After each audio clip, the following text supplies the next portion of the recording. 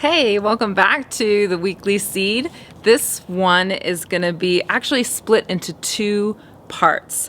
The first part going over broad strokes of seed saving, what to look out for, to be an observer more than anything, and to get yourself outside and looking what is happening in your garden and the behavior of flowers and the fruits that set from those flowers. In the second one, we're going to go around and actually look at the plants, look at the flowers, break things up, and I can show you what you're actually looking for and how to just pull them off and get them in those seed packets for storage. All right, so now the first thing when you come to the art of seed saving, it's one thing, really just one thing that I want you to embrace and practice. And you can practice starting today. And that is, well, one, getting outside. And second is start observing. Start looking at plants. Every plant you see, and especially if it is in its flowering stage, where it might in fact set its seed. Okay?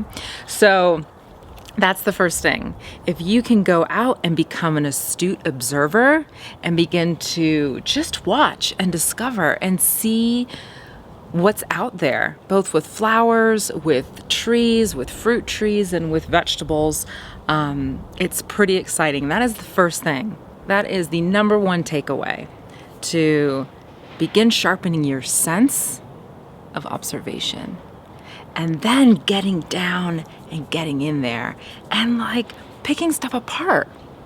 That's how I've learned, and it may be how you learn, it may not, but I definitely encourage you getting out and observing. We're going to look at a few examples today in the garden. I'm doing it on a nice autumn day. It's dry, it's cool. This may or may not be applicable to you and where you are. I know some of you, it might be starting to be gray and cold and wet and rainy. So the process that you would take is just harvesting those seed-ready parts of the plant and take them inside and really dry them. And in the case, if you live in a place like me where late summer and fall can be quite dry, you know, it's great. Like I can just pull things right off the plant and they're kind of dry and ready to be stored. So know that then another takeaway is when you save and store your seed, they need to be dry. If it's slightly damp or even has a little bit of moisture in there, it's just going to mold and potentially rot, and then you're not going to have seed. So it's kind of as simple as that. So we're going to look at lettuce. We are going to look at calendula, which is a type of flower. We're going to look at, I'm going to show you different examples with basil coming on, and even different fruits coming on, like a cucumber and tomato, etc. When you're getting ready to save seed, you clearly need to not harvest that plant or harvest that fruit or harvest that leaf, because you want it to go full cycle, full maturity, so it can set flower, set fruit, and set seed.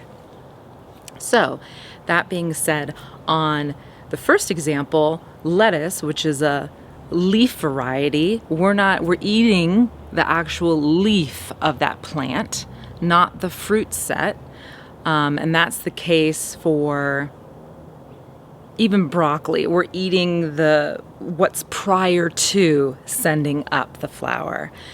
So broccoli, chard, kale, lettuce, even carrots, beets, all these things, we're harvesting it, onions, well before it sets the seed and the fruit and the seed. In contrast, there are those plants and vegetables that we actually need to leave a few on the vine, because we in fact eat the fruit. Cucumbers, zucchini, winter squash, tomato, eggplant, to name just a few. So in those, you make sure, chili, you need to make sure you leave one or a few of your best performing fruits on that plant, full maturity, till it almost gets rotten. Like my cucumber that I'm going to show you is this big practically, because it needs to cure. The seeds need to fully develop, okay? There is a third type to look out for that I won't be able to show you any seed, but I definitely want to show you kind of what it produces. Some vegetables in the garden will not set seed until the following year.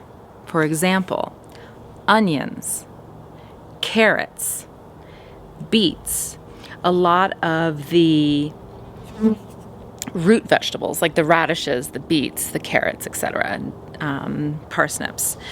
So you would want to leave some plants in there because they need to overwinter, and in the following spring they'll begin to shoot out a main stalk, and then we'll set an umbel type flower.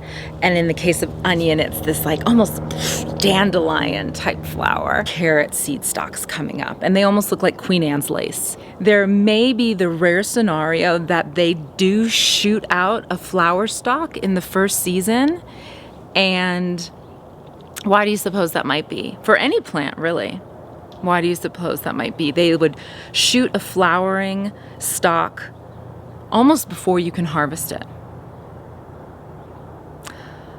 Well, it's survival, right? It's the same with plants, it's survival. They want to make sure that they produce seed for the next generation. So if the plant is stressed, the plant didn't get what it needs, the plant was underwater, the plant struggled like severely, it didn't grow a lot, it hardly grew, and it's already sending up a flower, it's just a sign that it was stressed and it's just going into reproduction mode, because that's what it needs to do at the end of its life cycle. So it happens.